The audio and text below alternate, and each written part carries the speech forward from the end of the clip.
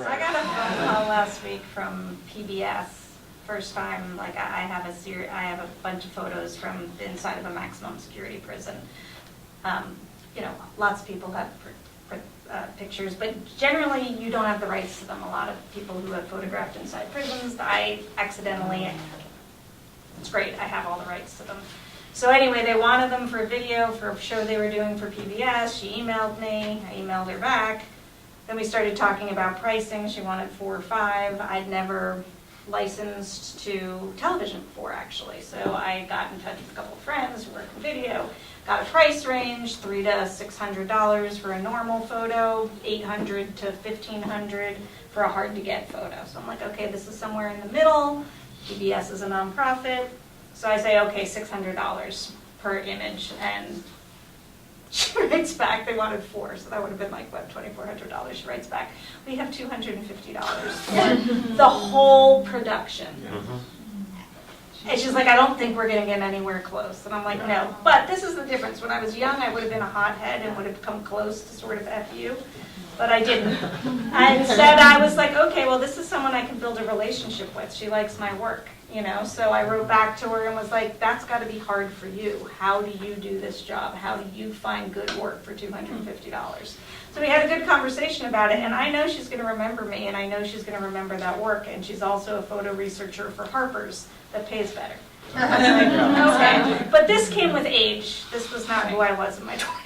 Yeah, well, I think you bring up a good point, which is that it's a case-by-case scenario. So you decide when it's worth taking an assignment that you may break even on or spend your own money. If it's to photograph somebody like a once-in-a-lifetime thing, someone just calls you out of the blue, or a fascinating journalistic story that you can get a new portfolio by shooting this and really immerse yourself. So there are the trade-offs. It's not always about money. Sometimes it's like, I'm going to get this incredible work out of it. I want to get in the door with these people. And then, then there are the people who just want to like nickel and dime you, and we all have, I had one like that this week too, and just somebody emailed from that. I'd shot a cover for a magazine, years ago, and they were like, we're doing our 25th anniversary of all our covers, and we want to republish the cover within this, and she was like, and I just ran into the celebrity at a party, and she loved that shoot, and I was like, great, this is how much it'll be to use it, and she just went silent, and I was like, I don't care who likes it, it's still going to cost you, you know what I mean? It's ask the celebrity to pay me. Yeah, it's like, she's got way more money than I do. So anyway, so I think it's just, it's, I don't think photography is undervalued across the board. I don't. I think that there's always new markets and emerging markets, and there are people with deep pockets out there. And then there are people with really small budgets too. And it's kind of jumping from lily pad to lily pad, and deciding in the moment, I'm going to do this assignment. It won't, it may make you a lot of money, your name won't be on it, and maybe you don't want your name on it, and that's fine, but it's going to like pay your rent for a couple months or whatever, And then you do something that, you're going to, make no money on, but it's a day, and you're going to have an incredible portrait out of it or something like that. So it's just, these are the kinds of things you just sort of, make these decisions. I also learned a while back that it's okay to ask what their budget is. When somebody writes you like, I want to use this photo, you just write back, what is your budget? And it's okay. It's actually helpful to everyone. Yeah, it saves time. Instead of like, oh my God, doing all the research and wondering like, what if, I say 200 and and they're willing to pay 2,000. So it takes out of the guesswork for everyone. Never shy away from discussing money. Yeah. It's the worst thing you can do. No, it really is. It helped me like so many times, every time. No, because, or get paid. I mean, getting paid was like, I can't tell you how many assistants I've had over the years who then broke off and said, I'm going to do my own thing. And they finally got like a huge assignment. There was one girl who was doing this portrait assignment. It was a month-long thing. And it was like, her budget was like $25,000. It was like, it was a big deal to her. And I was like, please write a contract. And she's like, why? They're really weird when I started talking about that. I was like, write a contract. It's 25 grand over a month.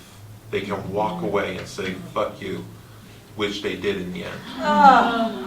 She didn't write a And she contract? called me the first day and she goes, what should I do? I said, you have nothing. You have no recourse.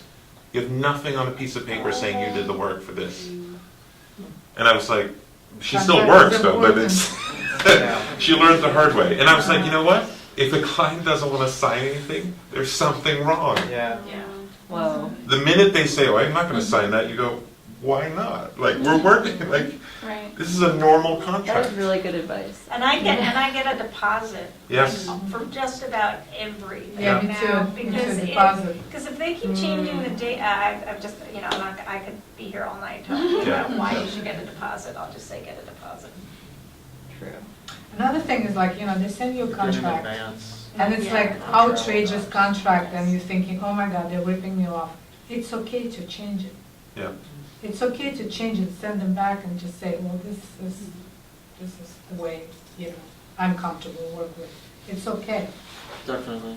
Yeah. And what's happening now also with everything kind of moving away from the standard magazine models, there are a lot of magazines being bought by other entities, sort of like, like Verizon owns Huffington Post, and like Right. Emigrant Bank bought Golf now, and like all of these, so there's all these kind of, and so what they do is they're like, they're so corporate that Yeah. it's Yeah. literally like a template that gets sent to you, and you're like, okay, I just plug in my, put my fingerprints on, or what, it's not made for artists who No. want rights and want to retain the rights to their work and make changes in the contract. So I've gone back and forth, and sometimes people, get annoyed, but you're like, Yeah. sorry, Yeah, That's that's it's how you really, project really, yourself. it's really important. It's It really actually important. happened to me with a book I did for IKEA, and they kept changing the contract.